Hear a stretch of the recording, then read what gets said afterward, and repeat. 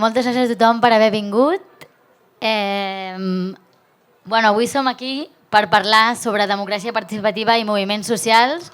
Abans de començar, volia agrair a la Biennal del Pensament, al PEMB i també dir que és un acte emmarcat en la capital europea de la democràcia. Avui tenim el plaer de tenir amb nosaltres a la Donatella de la Porta, que és una gran sociòloga, ha dedicat la seva vida a estudiar els moviments socials i la democràcia. Ha estudiat molt com els moviments socials s'han donat en les places i com això ha tingut impactes en la pròpia democràcia. Ha estudiat des del moviment de justícia global, totes les derivades dels moviments en contra de l'austeritat, el procés aquí a Catalunya i últimament ha estat molt dedicada a estudiar el que està passant amb les protestes al voltant de Palestina i com s'està fent servir el pànic moral com a eina de repressió d'un debat, bàsicament. Com funcionarà tot plegat és que jo ja mateixa em presentaré i explicaré una mica sobre el sindicat de llogateres, faré una petita introducció. Després la Donatella ens parlarà, ens farà una keynote, ens farà una presentació sobre els temes que ella investiga i després es tractarà d'una conversa entre ella i jo i després finalment obrirem el debat perquè vosaltres pugueu fer preguntes, comentaris i que pugui ser un diàleg. Jo soc la Carme Arcarazo, soc portaveu del sindicat de llogateres i també soc investigadora de l'Institut de Recerca Urbana Hidra. Abans de res, no sé si tothom coneix el sindicat de llogateres, llavors us volia explicar una mica de què es tracta. El sindicat de llogateres va néixer l'any 2017 en un moment on els lloguers no paraven de pujar i no pujaven per accident, no pujaven perquè anys abans el govern del PP havia dissenyat una sèrie de polítiques, retallar drets dels llogaters i donar incentius fiscals a fons d'inversió per precisament cuinar una bombolla del lloguer. Davant d'aquest procés, que no era un procés natural, vam decidir que el que havíem de fer era organitzar-nos precisament per punxar aquesta bombolla que havia estat cuinada políticament. Les primeres assemblees que vam convocar va venir molta gent que explicava una situació molt semblant. I el que explicaven era que se'ls estava a punt d'acabar el contracte i que la immobiliària els deia o em pagues 300 euros més o has de marxar de casa. I la gent arribava preguntant-se si això era legal, no? O sigui, això és legal? Porto 25 anys visquent aquí, sempre he pagat, tinc bona relació amb els veïns. Sense donar-me cap explicació, em poden fer fora de casa o em poden extorsionar amb doblar-me el lloguer? I la resposta, desafortunadament, era que sí, que tot això era legal. I és llavors on vam començar a dissenyar una estratègia sindical que vam denominar Ens quedem. En comptes de marxar en silenci, com havíem fet fins a aquell moment, vam decidir que ens quedàvem, que alçàvem la veu i ens quedàvem. I ara us explicaré una mica com funciona, perquè bona part del que explicaré ara és el que s'explica quan arriba una persona a l'assemblea del sindicat, però crec que així us fareu una idea de què es tracta això d'un sindicat de llogaters. Davant d'aquesta situació, el que diem sempre que hem de fer és no marxar, desobeir aquesta llei que és absolutament injusta, quedar-nos a casa i seguir pagant el mateix que pagàvem fins ara. És a dir, no acceptar la pujada. El segon pas que fem és investigar la propietat. Vivim en un país on sempre se'ns ha fet la narrativa de que és un país de petits propietaris, atomitzats, que la majoria són àvies jubilades que necessiten el lloguer per viure. Però el que passa moltes vegades és quan la gent arriba al sindicat pensant-se això i va al registre de la propietat, troba que en realitat aquesta àvia jubilada és una empresa que té més de 15 pisos. Llavors, saber realment qui és l'amo de casa nostra. Després el que fem és, en comptes de quedar-nos sols intentant lluitar contra l'amo de casa nostra, que té molta més força que nosaltres, el que fem és anar a totes aquestes adreces dels altres llogaters de la mateixa propietat i preguntar-los si tenen problemes semblants. I la majoria de vegades tots ens trobem amb el mateix problema. Si a mi em volen pujar el lloguer, segurament els hi passarà a la resta.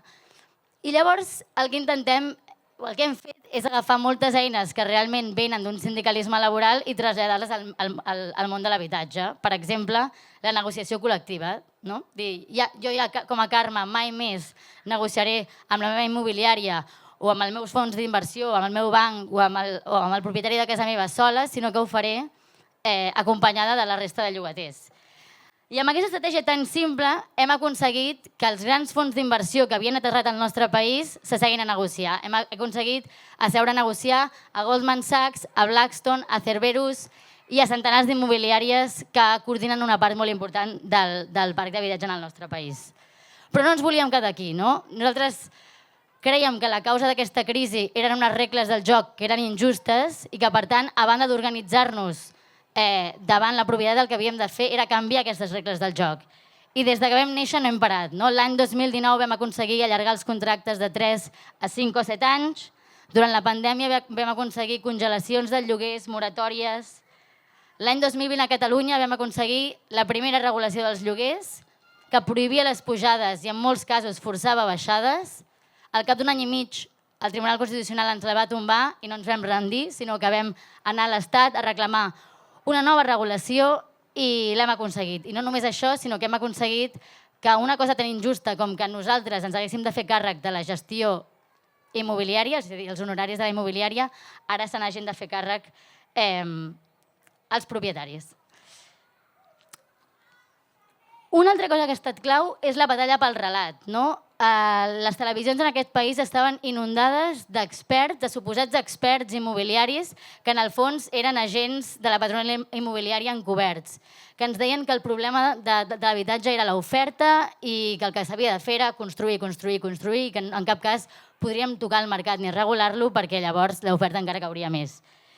I aquí és on crec que la feina de líder del lloc on jo treballo ha estat clau, perquè líder ens prenem la investigació com una investigació militant, és a dir, que les persones afectades no són l'objecte d'estudi, sinó que són subjectes actius del procés d'investigació.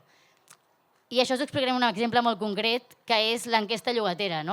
Fins fa molt poc no sabíem quines eren les condicions en les quals vivien els llogaters al nostre país i sabíem molt poc del mercat immobiliari. Només per donar-vos un exemple, a Catalunya tenim 5 càtedres d'habitatge i 4 de les càtedres estan 100% subvencionades per la pròpia patronal immobiliària. Uns per promotors, altres per immobiliàries, altres per constructors, i per tant no teníem coneixement sobre realment què estava passant.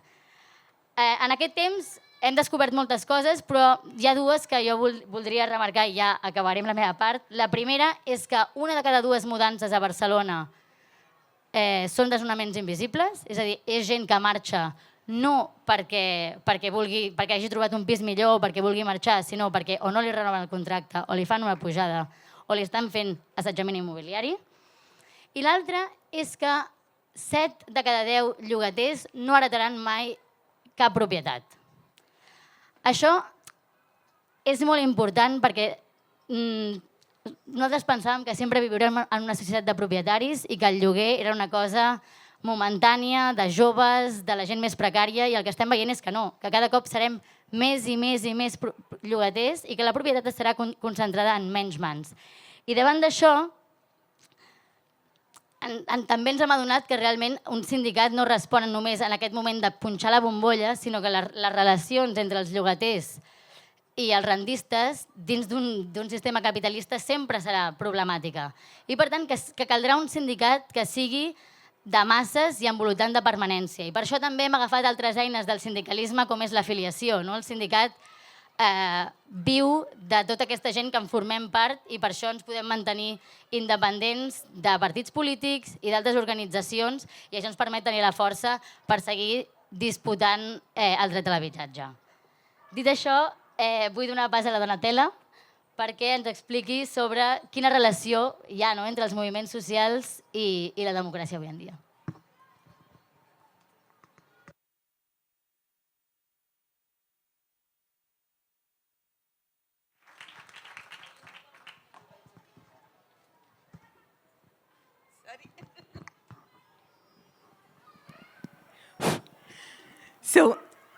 thank you very much. First of all, I can understand from my Italian a bit of Catalan and Castilians, but unfortunately I cannot speak it. But I will try to be very brief in this introduction, because I think that the questions and answers will be the most interesting part, probably.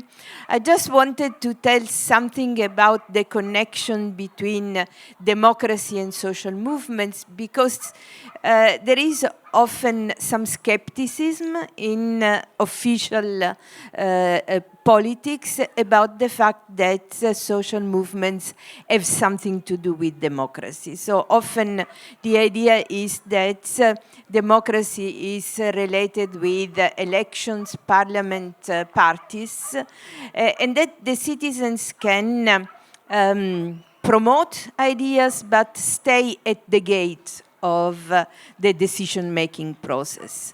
And I think instead that social movements have been fundamental also in entering decision-making process, in producing ideas, innovations, and in being able to bring these ideas within the rooms where people decide, but especially forming these ideas.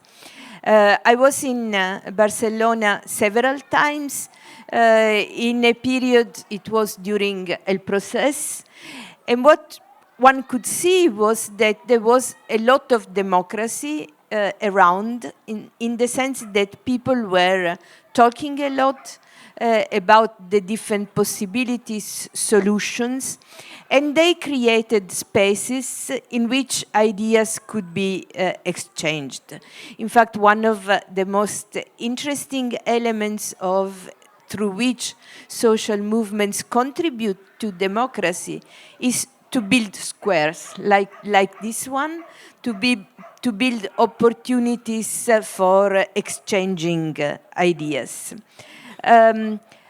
Another moment I was also in Barcelona and in other countries doing research was during the austerity protest, when also the type of movements that Carmen was talking about developed out of the needs of the people. And I remember one poster that was very telling, which said, "La llama democracia, ma no lo es."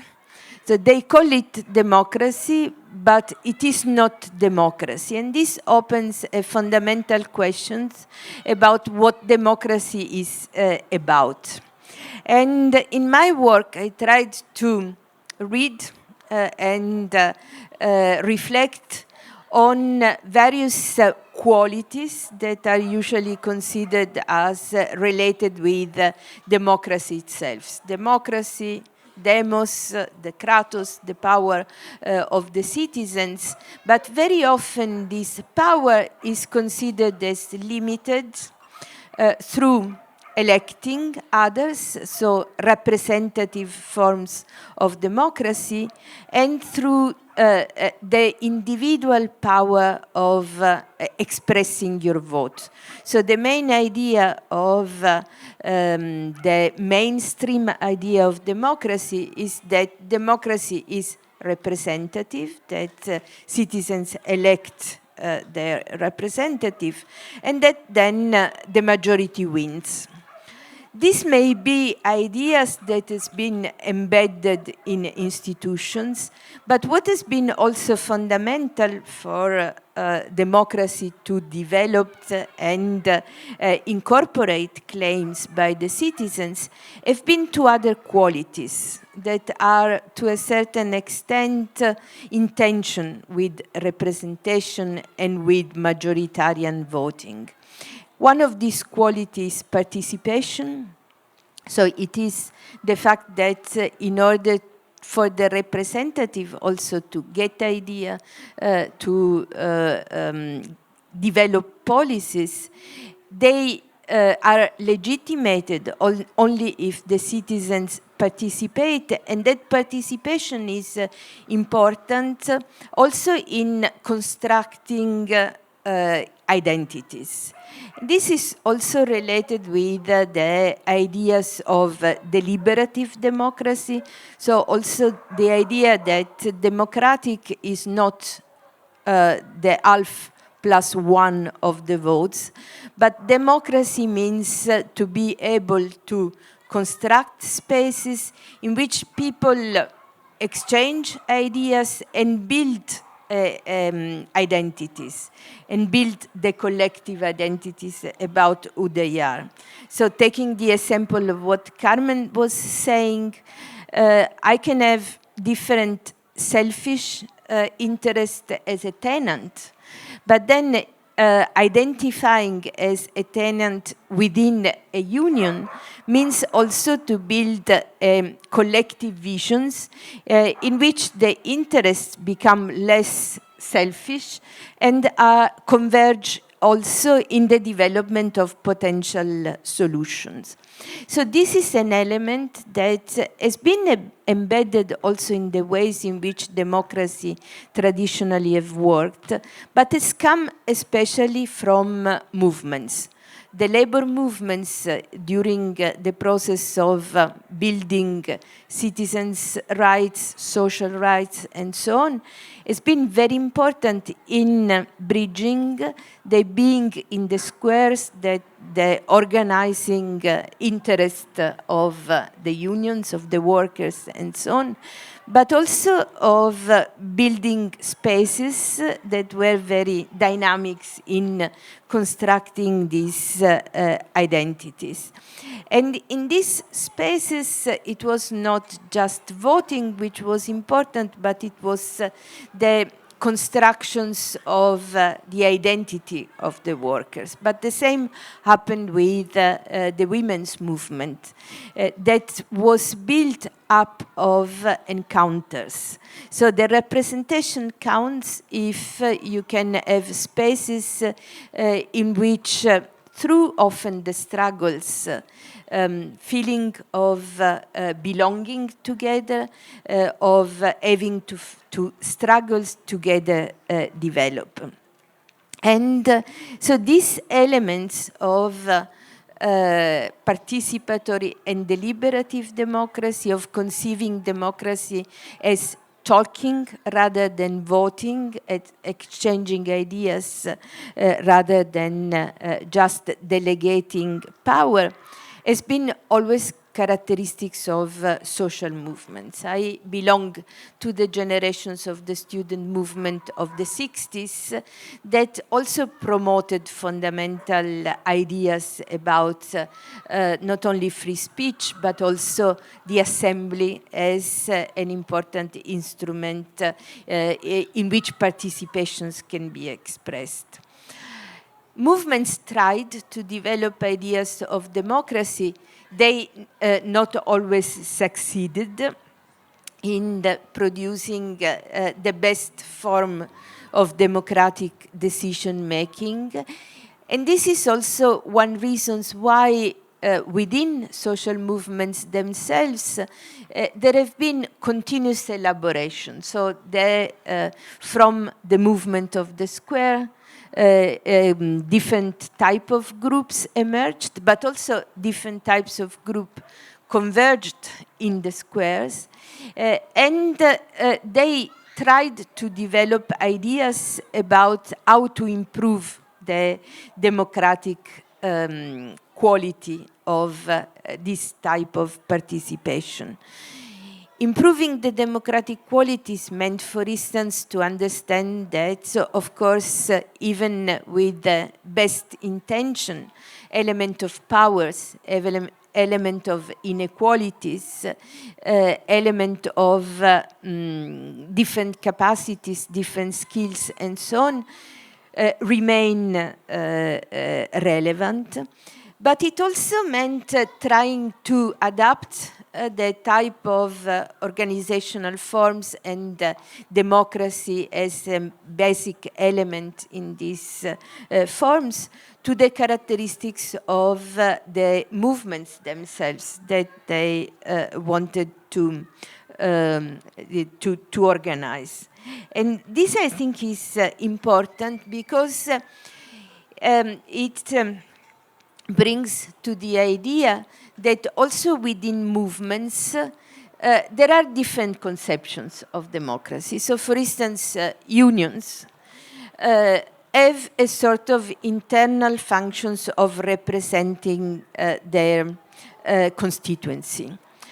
They function in a different ways than a squatted center, in which the decisions are made often each in the name of its own capacity to participate. So in social movements, in the ways in which they have developed, there have been always convergence and sometimes also debates between different conceptions of democracy. Take cooperatives in the solidarity economy. Of course, the type of decision-making and the type of constituencies and the type of everyday life, which means often working as a social movements, but also at the same time working in the market or working as a social movements, but also working in a system of industrial relations.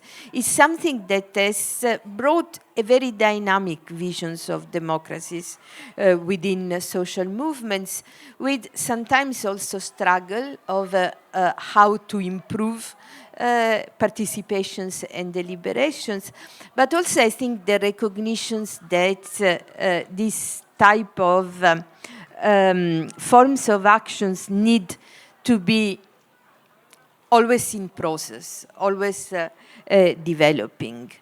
And in particular, when I studied the different forms of democracy in the global justice movement and in the anti-austerity protest, I saw that they shared some type of characteristic. So equality, the fact that people were considered to be as equal, not leaders and followers. Inclusiveness, as the idea that movements needed to be open to different type of individuals and ideas and work as an arena. An idea of transparency. We are here in a public space, and I think public space is a term that is especially relevant for progressive movements as a space in which you can be seen and you are accountable to the world. Also, a process based on an exchange of ideas that develop on a sort of common assessment of sharing responsibility for a world that needs to overcome crises, to address important challenges, and the need also to think about public good. So recently, a term that has been used very much is the idea of the commons. So of fundamental goods that are important for all of us, that deserve a very particular level of protections by ourselves, and that needs to be managed in a democratic way. But also in this type of, I need the next page, in this type of declination of transparency, equality, consensus, argumentation, orientations to the public good, the capacity to transform preferences, I think movements tend to reflect and develop different specific ideas.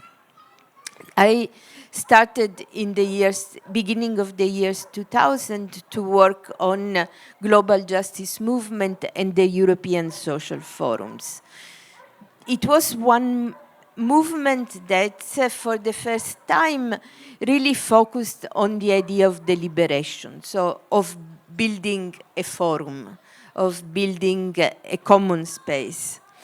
And in fact, the forum was open, equal, based on consensus and so on, but was also quite specific. So it was made by activists that came from thousands of organizations, for instance, all over Europe in the process of the European Social Forum, that promoted ideas in different formats, meeting like this one, smaller meetings, and so on. And that's developed especially cognitive work, bringing in often expertise that they developed on the different experiences in their own forms of social movements at the local level or at the national or at the transnational level. Anti-austerity protests from which, for instance, the tenant unions developed, were also following idea of deliberation, but the space was different because it was in the open air. When it was no longer possible to meet in the squares, the movement lived deep crisis because they had to meet, for instance, in headquarters of social movement organizations, but this meant losing the possibilities to enter and to live in a public space like Plaza de Catalunya or Puerta del Sol or Sintagma squares and so on. Also, the type of decision-making changed a bit. The forum didn't develop through decision-making, was a fair of ideas, was defined, while in the austerity, in the protest against the austerities, there were also different forms of participations in assembly, and an attempt also to develop consensual forms, but without blocking the movement. So supermajorities, time signals, time to develop, and so on. It was also oriented towards exchanging arguments, but much more than in the forum, in the camps, the emotions were quite alive, and the personal experience of the people who participated were often coming from personal needs that was expressed during the meeting, personal testimonies, was much more present than in the social forum, in which the reference was more to the activist. So also the slogans that developed in the United States on the 99% testified of this attempt to reach the common people, not to have an assemblies. I don't judge how, which model is better. I think that they tended to reflect different types of aims, of different forms of movements. And we will discuss also during our discussion with Carmen about how recent forms of protest, like the protest on Palestine, with student camps that have emerged again, also brought about sort of reference to the past, but also innovations vis-à-vis the past. Just 2 words, because I was given the 2-minute sign. Movements do not only live in the squares. And in fact, we had experiences after the anti-austerity protest of movements like the movement in Iceland that started a constitutional process. To a certain extent, also in Catalonia, the idea was to develop a new type of constitutional power. And the referendum, which was not an official referendum, but had the capacity to create spaces for debate. And finally, acting in the squares doesn't mean do not entering the institutions. Barcelona is the examples of the cities in which from the trade unions into the institutions, people entered through the formations of new parties that also represented new ideas of democracy. Also there we will discuss this. Creating a parties seems a good idea and is effective to a certain extent, but it doesn't substitute the squares, so it doesn't substitute the struggles. And through this process, I think democracies become an active reflections and also sometimes a painful reflections because some ideas did not work. But I think it also demonstrated the potential of progressive movement to intervene on democracy, bottom up, but also through the entering those gates that seem to be closed to the citizens and just reserved to the elected representative. And thank you very much. I will stop here.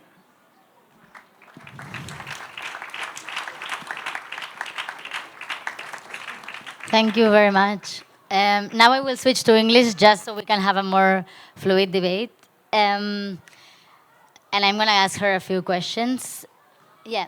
Until the 1980s, unions, vital institutions of the working class, appear to have reached their peak, becoming less combative over time.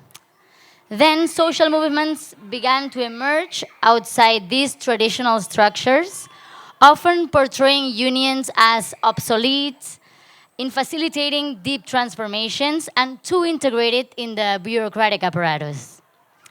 These new movements sought to push beyond the established boundaries, including those who had been marginalized or left out, and in introducing democratic innovations. However, they remained relatively volatile and they struggled to solidify into mass organizations. Nevertheless, since 2016 in Barcelona, we have witnessed a new wave of unionizing efforts, such as Las Kellys, the Hotel Cleaners Union, el Sindicat de Manters, the Street Vendors Union, Sindillar, the Care Workers Union, Sex Workers Union, and el Sindicat de Llogateres, the tenants unions that I was speaking about. Alongside this, there has also been significant growth in membership of the most combative trade unions, such as la CGT. And this is not only happening here, no? In the last years, we've seen it in the US, for example, with Amazon and Starbucks workers organizing, with logistic workers organizing, and big tenant strikes happening. So these developments are revitalizing unionization as a central structure and strategy, while incorporating those previously excluded, such as women, migrants, workers that were not considered workers, so care workers or sex workers, and struggles that go beyond labor issues, such as tenants' rights. So my question, do you see this moment as a synthesis of these two historical phases, in the sense that it integrates elements of social movements while still functioning as unions? Do you think it is also a response to the limitations of each of them? And what challenges do you think they have ahead? So the short answer is yes.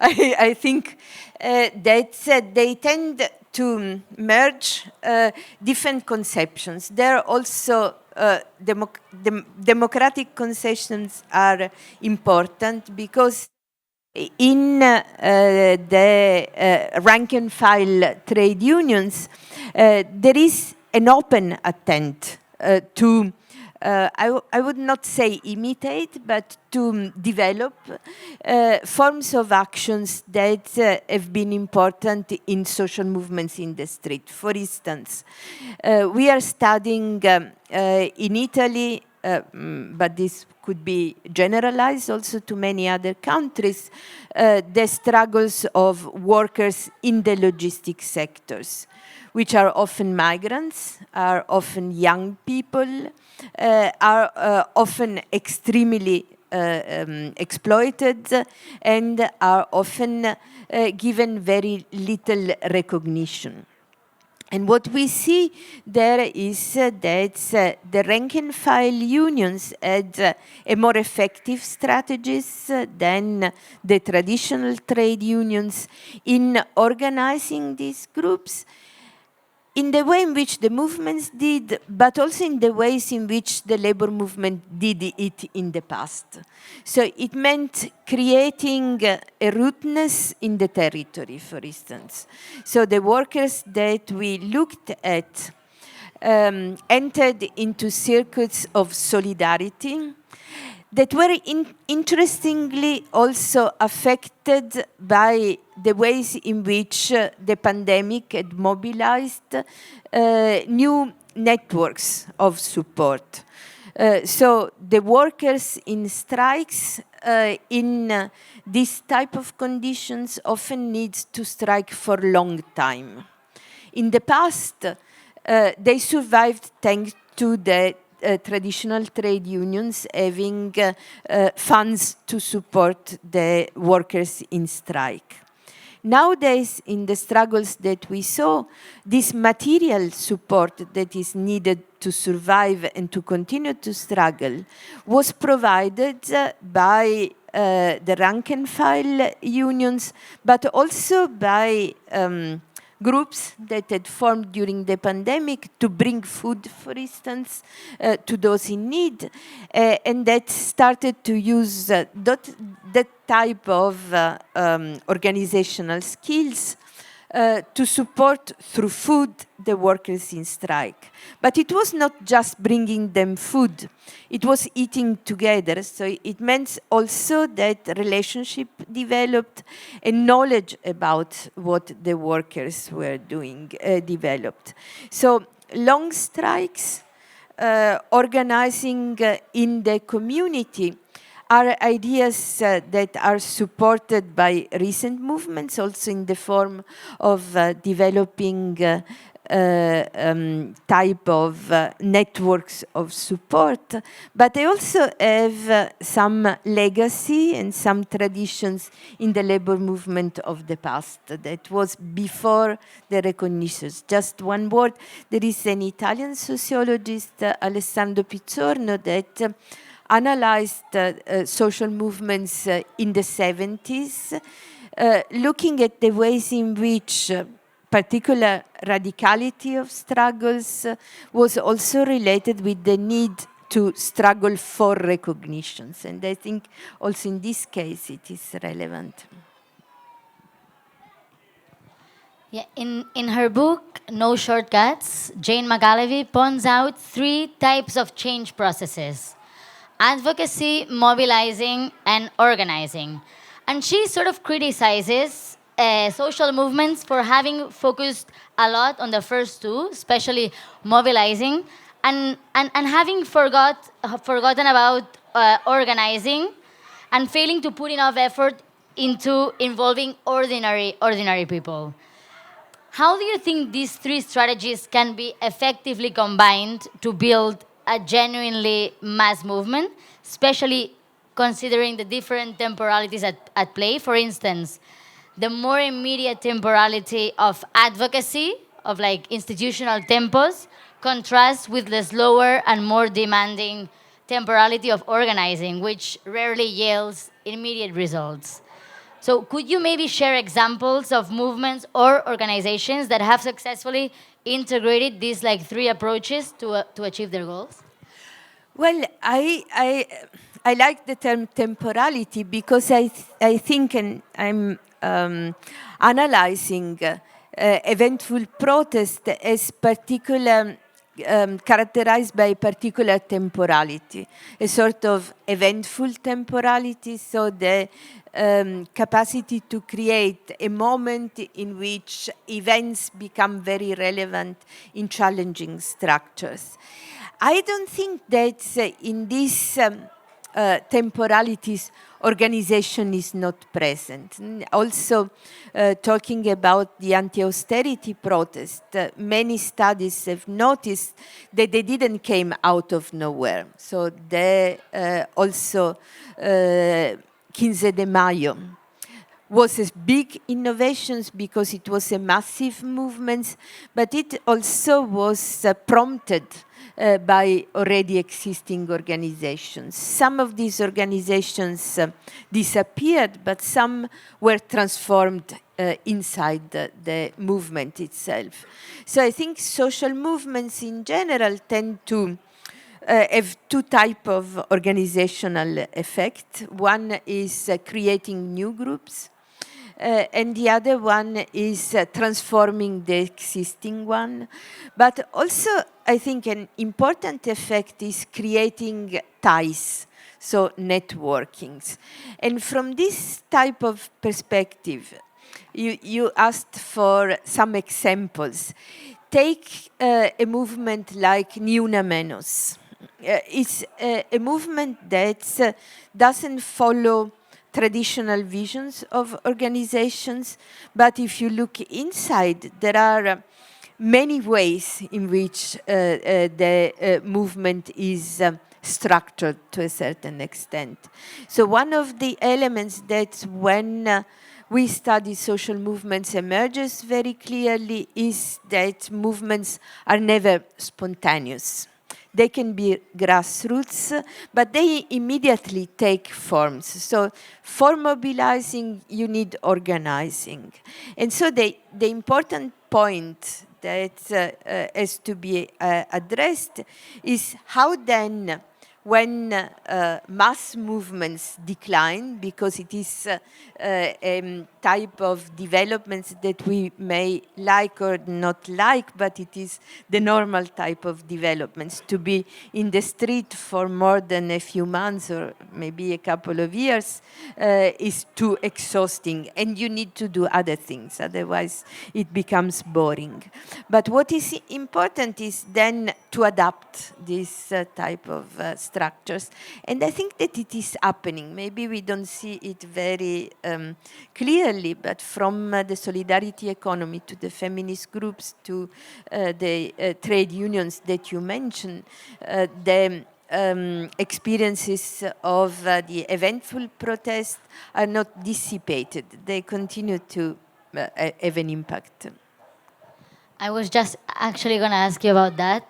In your latest book, you discuss the 15M movement and the political parties that emerged afterwards, such as Podemos, highlighting the democratic innovations they introduced. Nevertheless, a significant part of the indignados' demands remains unmet, and many promises made by new political parties like Podemos ultimately fail to materialize. You have also analyzed El Procés, which contained what is probably the largest act of mass civil disobedience in Europe in the 21st century, which, despite its momentum, did not result in Catalonia's independence. So, despite bringing significant changes in the political arena, each of these movements has can also be seen as ultimately unsuccessful attempts of democratizing our societies. As a result of these failures, if you can call them like this, which I don't really like it, a growing and understandable sense of social frustration has emerged. So how should we respond to this frustration, especially considering that the far right has started to capitalize on it? What steps should we take in these moments of political impasse?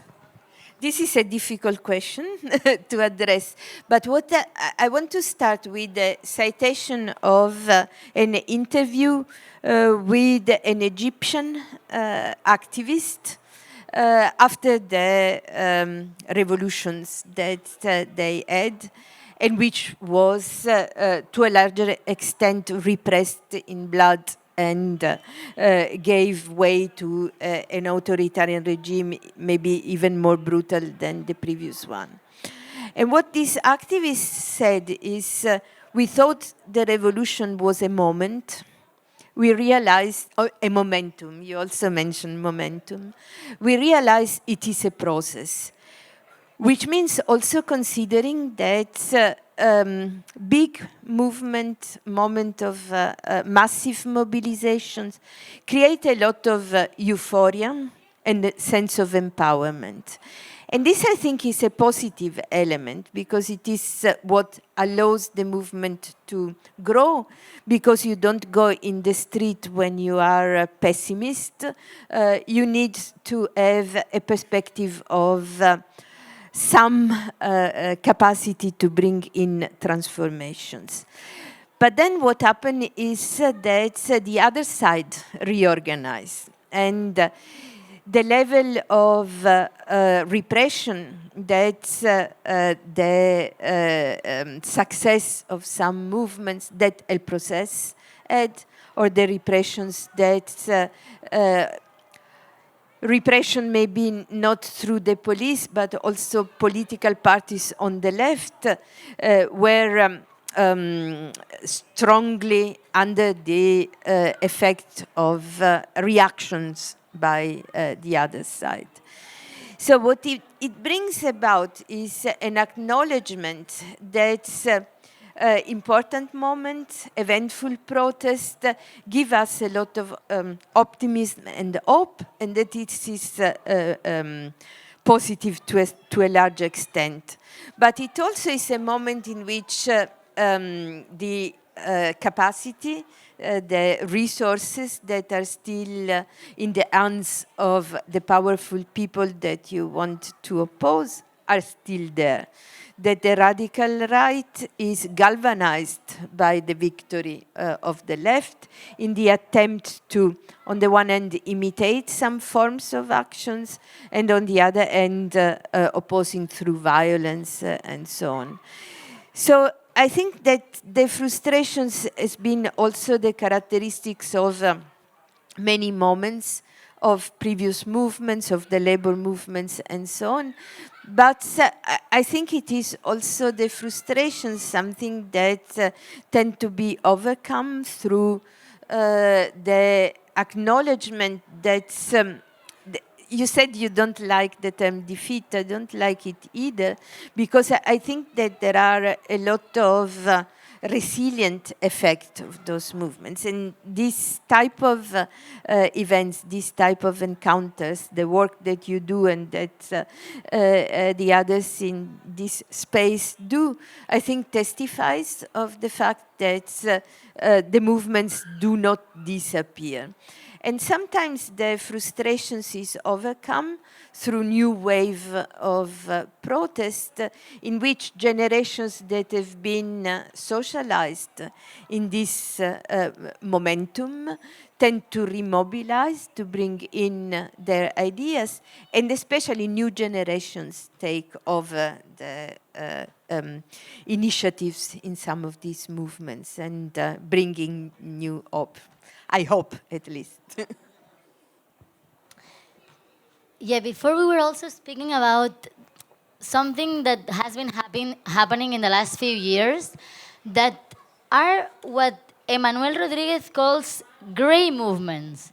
No? Social movements that involve working people, but that they are in a middle ground. They could become, they are potentially reactionary movements, but they could be also potentially progressive forces.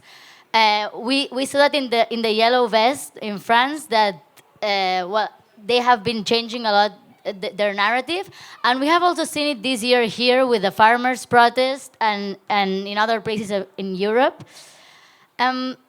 where the left at first seems a little bit paralyzed and doesn't know how to analyze it, and the right, and particularly the far right, is very fast in attempting to capitalize those movements. So how do you think we should go about these new uprisings that seem to be happening more and more? I think that there are hybrid movements of different types. So there are hybrid movements that is more difficult to penetrate from the left. Anti-vax protests that I've studied, I don't think they could be affected by a counter-hegemonic discourse.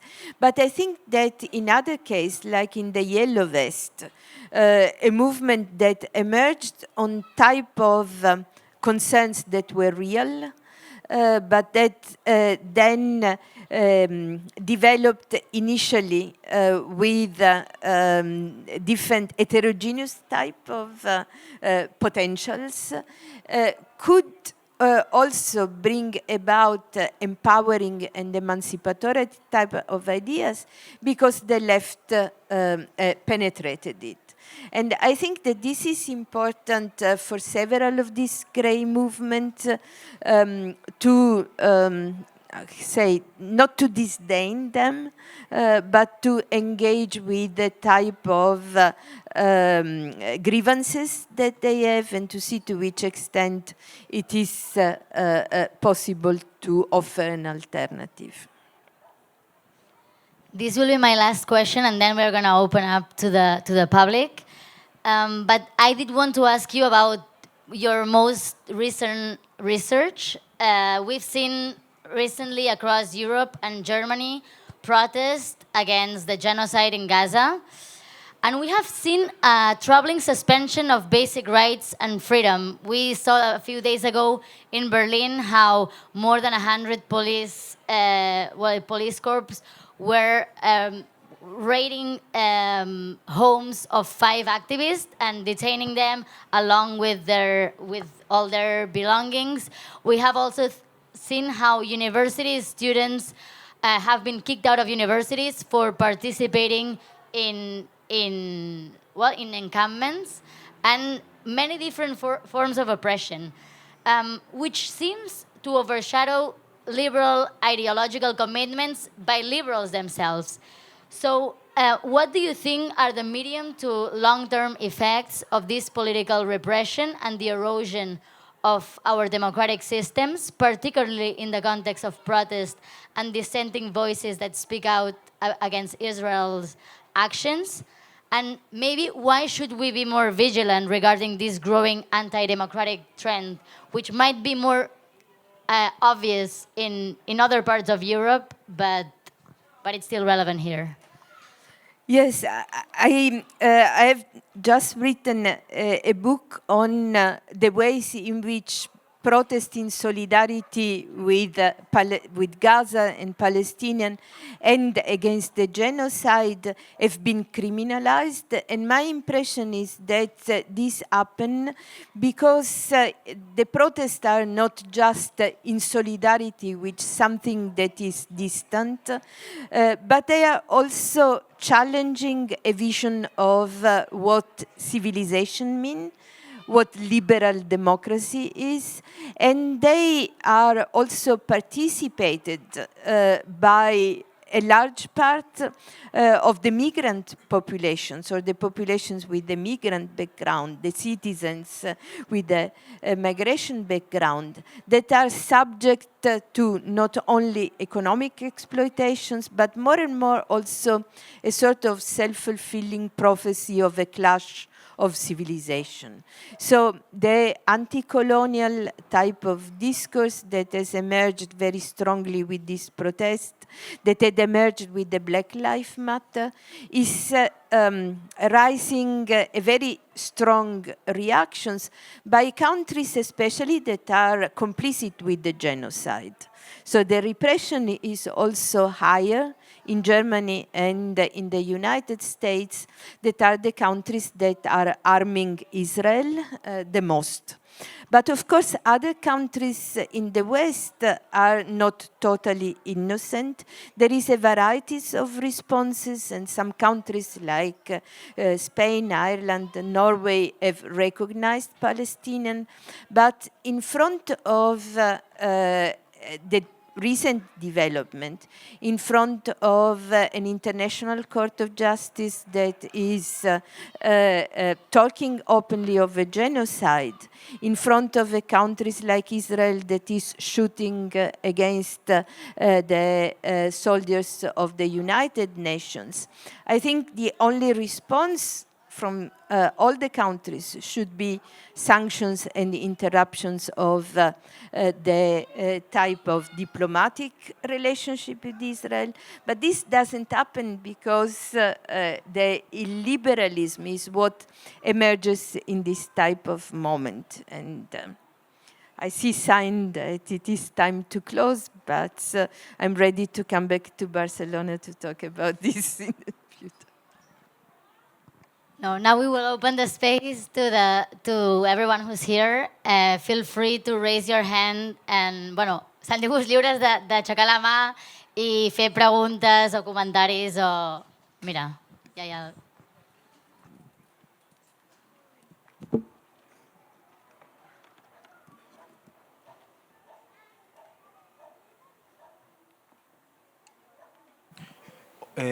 Hola, yo solamente quería preguntarle a ella, aprovechando, ¿qué opinión tiene del resultado, de la eficacia y de la... o si es satisfactorio y eficaz, si ha sido satisfactorio y eficaz, el movimiento participativo que parecía cambiar un poco la democracia italiana, llevado por Beppe Grillo. Y nada más.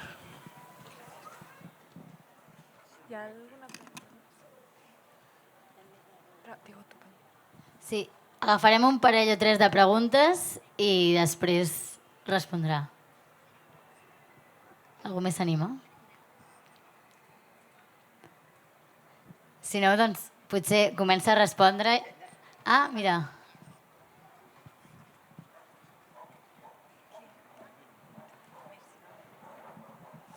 Hi, thank you for the presentation. I was wondering if the participatory democracy it's different in the scale of a city and in the scale of a state, no? I think the relation of power is different, so I was wondering about your opinion.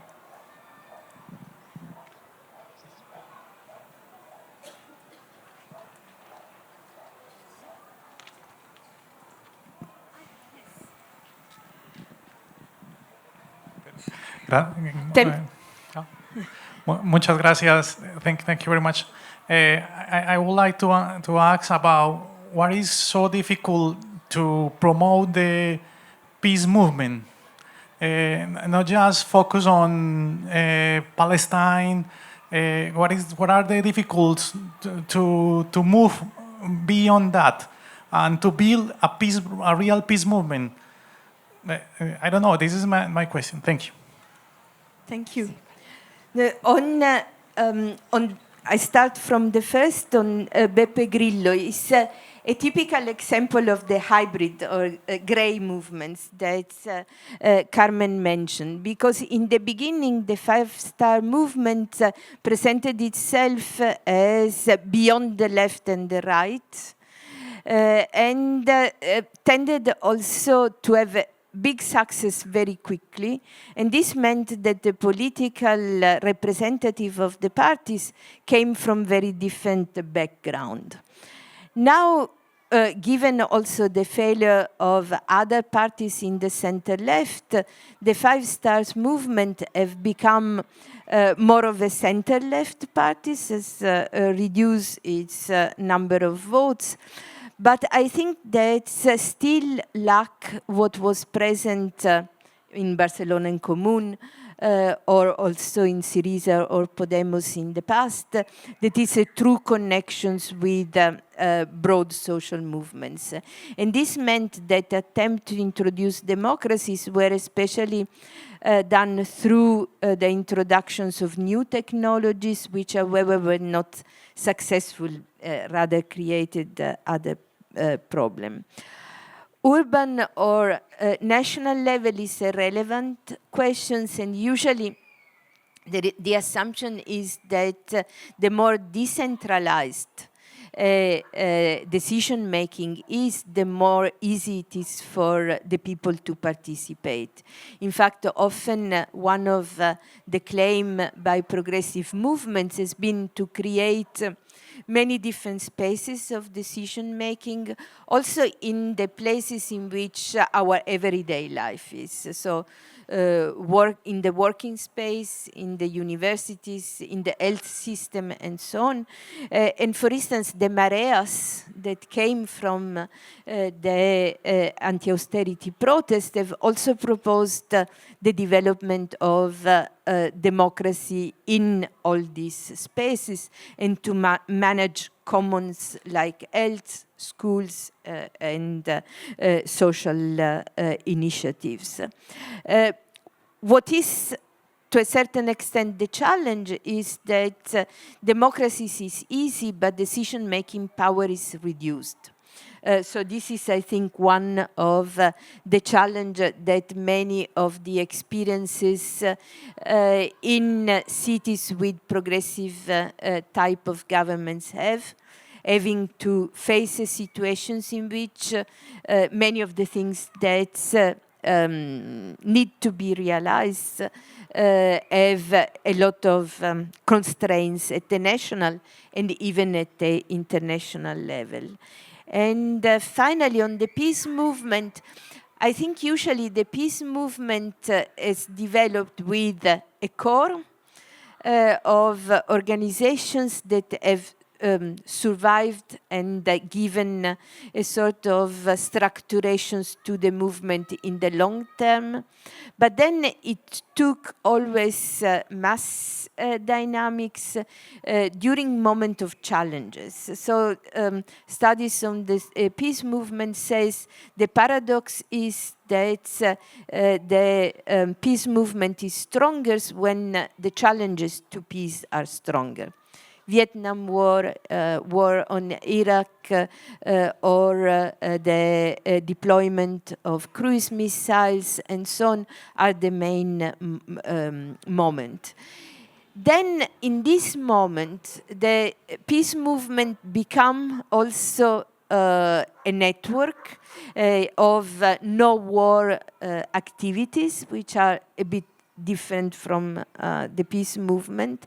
And so there what is important is the capacity to network different type of organizations. So in our research on the pro-Palestinian protests, what we saw is that there were a lot of networks that formed, and democracy developed from the need to create networks. The student camps were networks in which students of different type, but also teachers participated. But also the demonstrations that opposed called for ceasefire and opposed the genocide are demonstrations in which the migrants are mobilized by grassroots unions and massively participated in this type of protest.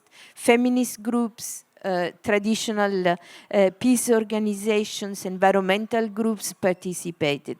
And there I think the important element is to reflect on which type of networks can be created, and in which way also the traditional organizations involved in peace activities can play a role. Thank you very much.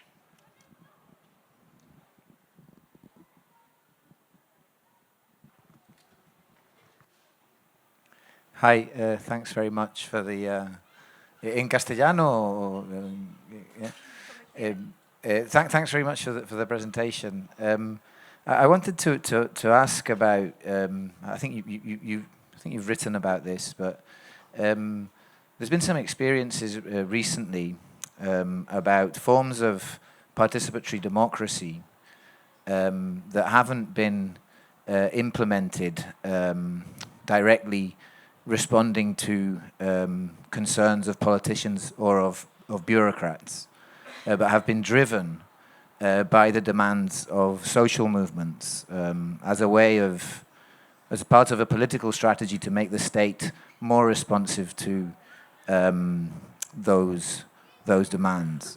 And I just wanted to ask your reflections about those kinds of experiences, their limits and their potentials, especially in the current context of reactionary politics, etc. Yes, we have studied a lot the participatory budgeting that has been one of the instruments of participatory democracy from below that has been imported from Porto Alegre to Europe. And one of the important elements in assessing challenges and opportunities is the fact that it has been embedded in different countries in different type of institutions. So we studied with Jean Font the situations, comparative perspective, Italy and Spain. And what we saw is that the quality of this type of experiment is very different, very heterogeneous, let's say, in terms of participations. In some cases, experiments are able to mobilize people, in other cases not. And this has an effect also in terms of how social inequalities affect also participatory practices.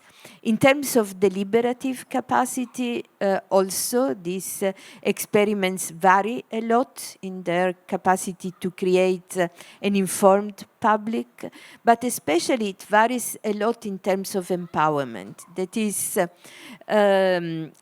very often the frustrations comes from the fact that they're used by those in power more to take time or more to, how can I say, develop a rhetoric of participations than to really empower the people. And so I think it's a mixed type of balance that one needs to develop. And some of these experiences can be taken as good examples, but often they are those that are embedded also in forms of democracy that are broader than that experiment itself. What I mean is you need to have a continuous type of push by social movements, continued commitment to this type of experiments so that participation is high, deliberations is of a good quality, and the decisions of this type of bodies are implemented at least to a certain extent.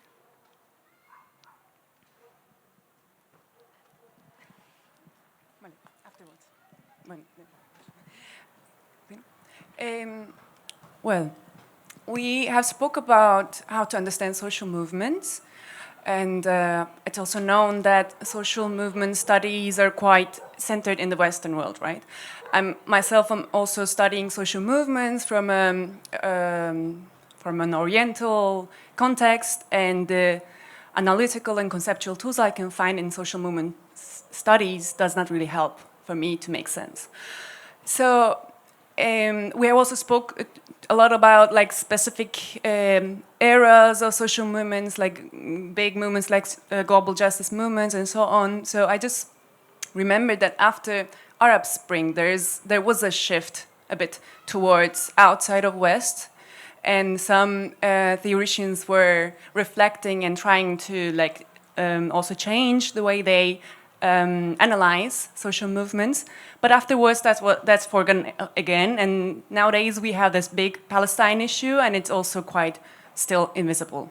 So I was wondering, maybe you can answer from a personal perspective or about other theoreticians, what could be done differently if the perspective was not centered so much on the West, but on the global majority of the world, so that maybe we can also get today different tools and sensibilities to make sense and stay together and act for Palestine.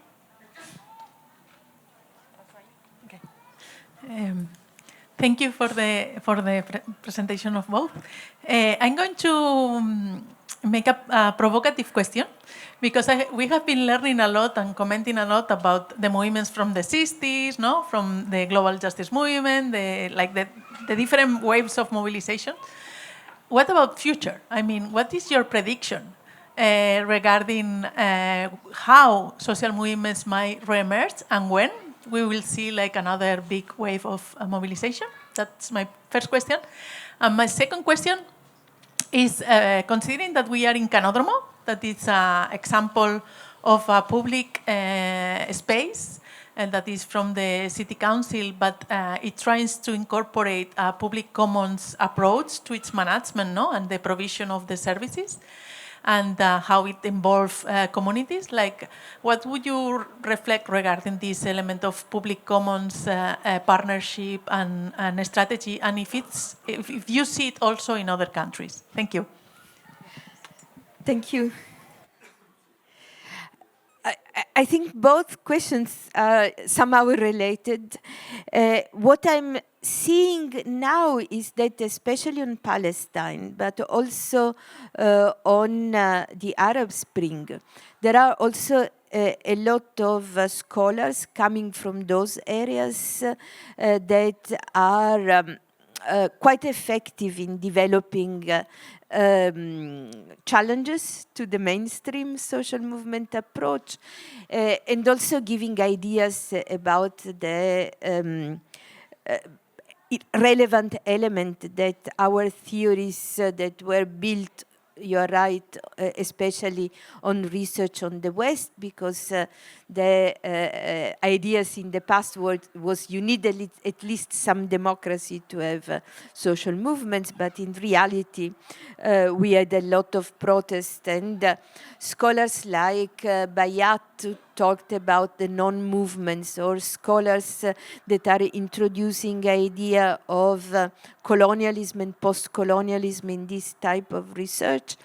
I think are especially those coming from these areas, which, by the way, have been very much repressed also in these periods because of the attack against post-colonial type of studies, that have contributed. And I think that the important thing is to continue a dialogue. So in my own universities and this Center on Social Movement Studies, we have many PhD students coming from the the Swana regions, coming from Latin America and so on.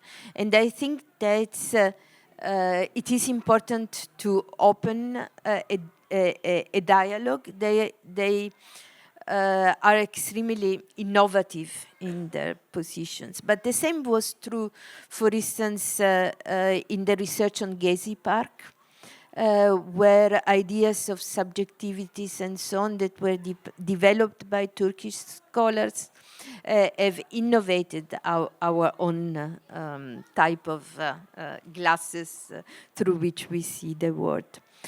And about the questions of the future, I see a movement. I see a global movement going on. I don't know if I'm too optimistic in this, but my impression is that the movement against the genocide, like in the past, the movement against the Vietnam War or other type of movement that started a very relevant and specific concern, is starting to address fundamental questions. Take the protest camps that were organized also to spread knowledge about Palestine, about the conditions of, in general, migrants, people with a migrant background and so on. But they addressed the fundamental issues of what universities should do. So the debate on dual use, the debate on how financing of universities has been a fundamental push towards repression. In the United States, it is very clear. It is very clear in Germany, maybe a bit less for the moment in Spain or in Italy or in other countries. But also there it is, the questions that is addressed is about neoliberalism, commodifications, patriarchal visions, racism, and so on. And so I think that it is a movement that is emotionally rising concern and solidarity in a broad part of the populations. But it's also not a movement that is focusing on something far away. We are in solidarity, like in international forms of solidarities, but it is interrogating us and providing occasions for reflecting, mobilizing, and so on the most central issues. And I hope I'm right in seeing this future, because I think that waves of mass protest, creating momentum, is important. Momentum do not last forever, but tend to contribute to long trend transformations. And this is also connected with the second questions about Barcelona, this place, new municipalism, relationship between movements and municipalities. I think these are important. Barcelona is an exception. I think that it's difficult. We just come from another conference. We were working on 5 countries, not including Spain, unfortunately, and we were looking for Barcelonas in other countries, but we couldn't find Barcelonas.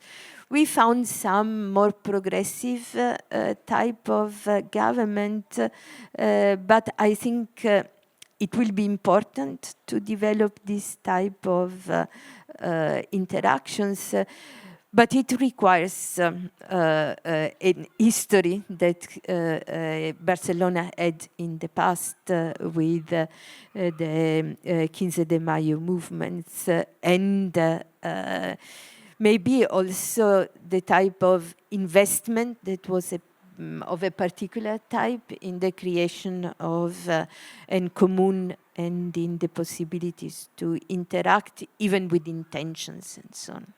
Stop here.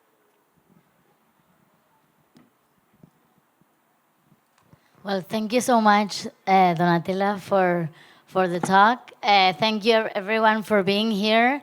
I also wanted to take the opportunity to thank Canòdrom, que me n'he oblidat abans, i a la Laura i a l'Àngela, que han fet tot això possible. I bueno, que vagi molt bé el final de la Biennal aquests dies.